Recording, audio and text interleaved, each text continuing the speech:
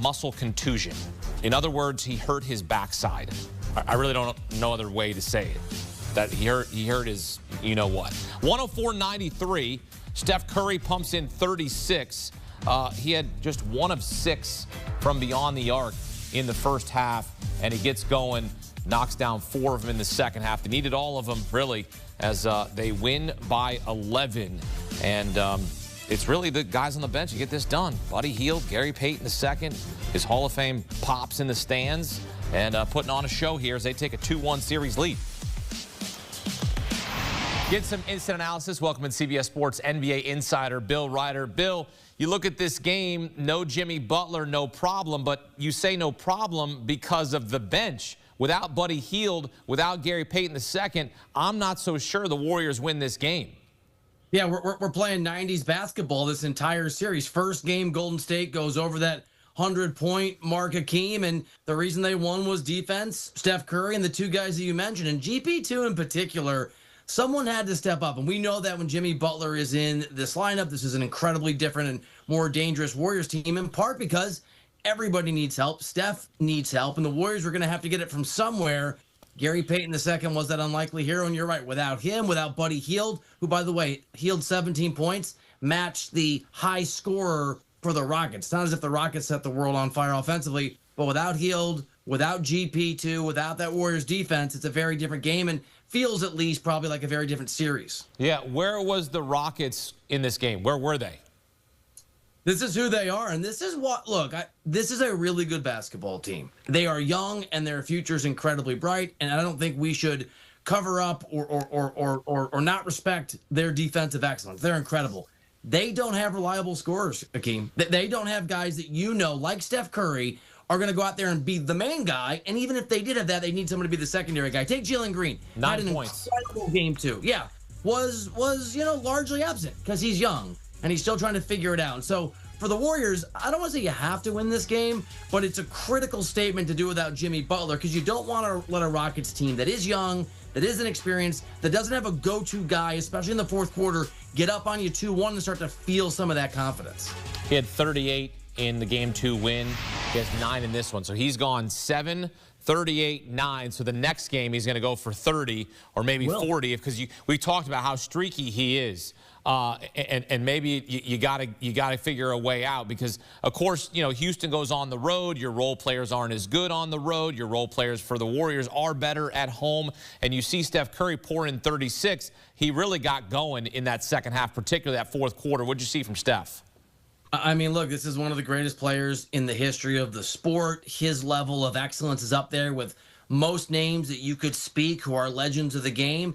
And it wasn't, it almost was a triple-double, and it was the scoring, it was the three-point shooting. This guy just knows how to win, Hakeem. He had, I think it was 2 or 3 blocks, and one of them was really critical in that fourth quarter. This is what superstars do. Jimmy Butler, it sounds like, is going to be back at some point. You very eloquently and artistically pointed out he's got an injury, joke intended, that's not yet behind him, but he'll be back at some point. So what you want to do is, if you're Steph, this has to be a game where you take over. It's about you. You're the guy. You step up.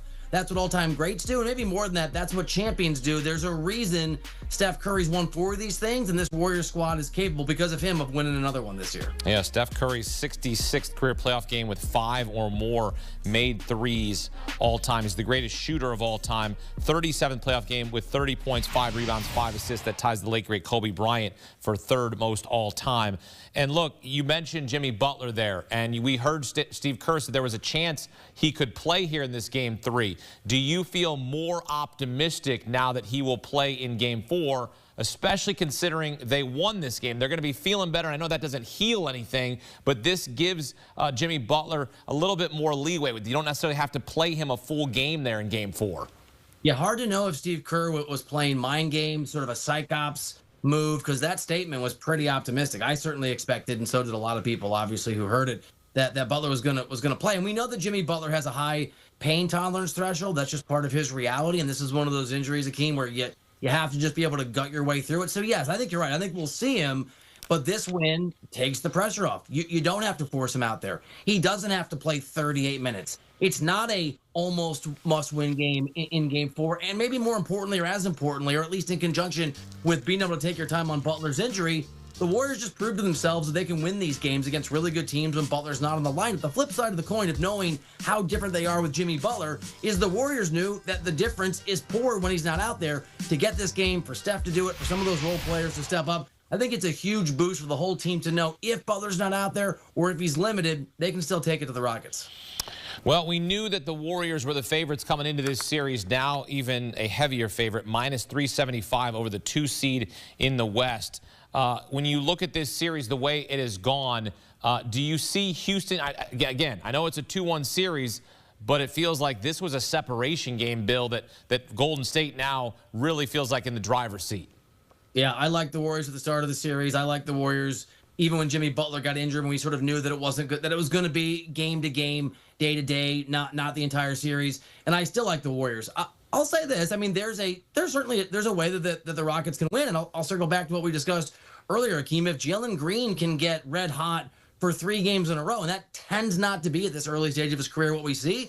But if Jalen Green puts up 38 in the next game and 39 in the game after that and 43 in the game after that, or someone else, Amen Thompson could do it. If someone can provide some offense, especially on top of Alperen Sengun, and provide offense, more importantly, late in the game, where sometimes you just got to go out and create your own shot, create your own space, just get buckets. If somebody can do that for the Rockets, they can win this series. We haven't seen that from them all year. This is a Warriors team that was a top 10 defense without Jimmy Butler, is the best defense in the NBA since Butler became a Warrior. That's a very tall task. Game 4 Monday back in San Francisco. Warriors really looking to take a stranglehold, take a 3-1 series lead, and Jalen Green and the Rockets going to try to cook something up here against Steph Curry and company. Bill Ryder on CBS Sports HQ with us here. Thanks, Bill. And look, Warriors owning the Rockets at home in the playoffs. 12-1, averaging more than 108 points per game, giving up 94. And interestingly enough, that was almost the score in this game. It's 104-93. So pretty consistent when you consider what the Warriors have done against the Rockets over the years in the playoffs. Now have a 2-1 series lead. The year, Cavs outscored the Heat 60-30 in the paint. Their bench outscored the Heat's bench 52-18. It's Miami's 7th straight home playoff loss. For the Cavs, their 3rd largest playoff win in franchise history. And as I mentioned, the largest playoff loss for the Heat in franchise history. Cavs 1 win away from their first series sweep since 2018. Game 4, Monday, back in Miami. Let's bring in John Gonzalez now here to HQ. Chris Honorado with you, John. All right, I mean, I don't know. We know Cleveland's really good. They've been the class of the East all season long in terms of record, even though the defending champs also reside in that conference with Boston. Do they continue to impress you? Do they find new ways to impress you in the way they're winning here so far in the playoffs? Yes, but everything's relative, right? The Cavs are a very good team. I've been saying that all season. They have their doubters and their skeptics, but they've been good all season long. But the caveat here is that the Heat are not a very good basketball team. They're just 14-24, including the play-in and today's effort where they lose since trading Jimmy Butler. Once they moved on from Jimmy Butler, it ostensibly became Tyler Hero's team. Well, he wasn't very good today. He hasn't been very good in this series. Darius Garland, who didn't even play today, he called out Tyler Hero after the last game. And Darius Garland, you were not wrong. I like Tyler Hero's offensive game, but defensively, he's a 0. And yeah, the Cavs are just light years, Chris, better than the Heat. These are 2 completely different teams going in very different directions. John, have I heard you say you're not a big fan of the plus-minus when it comes to single games? How does minus 26 hit you for Tyler Hero? Yeah, generally single game plus minus is not a very good indicator of what happened on a basketball court. Today, Tyler Hero earned that minus 26. He wasn't very good. The Heat weren't very good. Best player for the Cavs or for the Heat today by far was Bam Adebayo, followed by Davion Mitchell. Davion Mitchell's a good player. They got him. I don't want to say he was sort of a throw-in in that Jimmy trade, but I don't think people really realize how good that kid is. He plays at both ends of the floor. But the Heat have so much work to do this offseason. They've got to put some help around Tyler Hero. He's ostensibly, again, the face of the franchise now that they've moved on from Jimmy, him and Bam. But those two guys together, just not nearly enough. I mean, they're so far removed from what the Cavs are. The Cavs are going to compete for the Eastern Conference championship and then potentially to go to the finals. And the Heat couldn't see that with a telescope. And Mitchell, to your point, getting minutes now. I mean, drafted top 10 in Sacramento and really just struggled to find minutes off the bench there during his time with the Kings. Okay, you mentioned earlier the Cavs have their doubters, and there's no disagreement from me on this one, but I'm wondering why exactly, aside from the competition, when you look at the way they're able to score from a balanced perspective and the addition of a guy like DeAndre Hunter, I mean, it feels like the pieces are there, John, to make people believers. Yeah, I mean, I'm a believer for sure, but I think for the stragglers here, maybe